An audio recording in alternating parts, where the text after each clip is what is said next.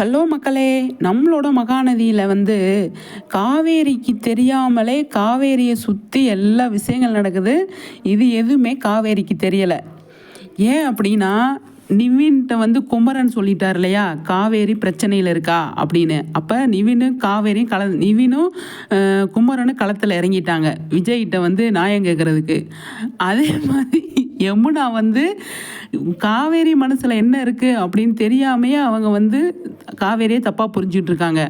இந்த பக்கம் பார்த்தீங்க அப்படின்னா, கங்கா அவங்க அம்மா எல்லாம் என்ன பண்ணுறாங்க, காவேரி இந்த மாதிரி அவளே தான் தலையில் மண்ணள்ளி போட்டுக்கிட்டாலே அப்படின்னு அவங்க ஃபீல் பண்ணிகிட்டு இருக்காங்க.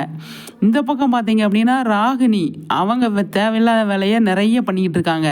அப்போ களத்தில் இறங்குறாரு நிவினும் குமரனும். காவேரியை பற்றி ஃபஸ்ட்டு இருந்து தெரிஞ்சவங்க அவங்க 2 பேர் தானே. அப்போ காவேரி நல்லவ தானே, காவேரிக்காக நம்ம நிற்கணும் அப்படின்னு சொல்லிட்டு நிவினும் குமரனும் முடிவு பண்ணி வராங்க. வர்றப்ப விஜய் என்ன நினைக்கிறாரு அப்படிங்கிறது யாருக்குமே தெரியாது, காவேரிக்கே தெரியாது. அப்படிங்கிற பட்சத்தில் நிவினும் குமரனும் களத்தில் இறங்கி விஜய்கிட்ட நியாயம் கேட்க வராங்க. அதாவது ஃபைட்லாம் கிடையாது, நார்மலாகவே கேட்க வராங்க.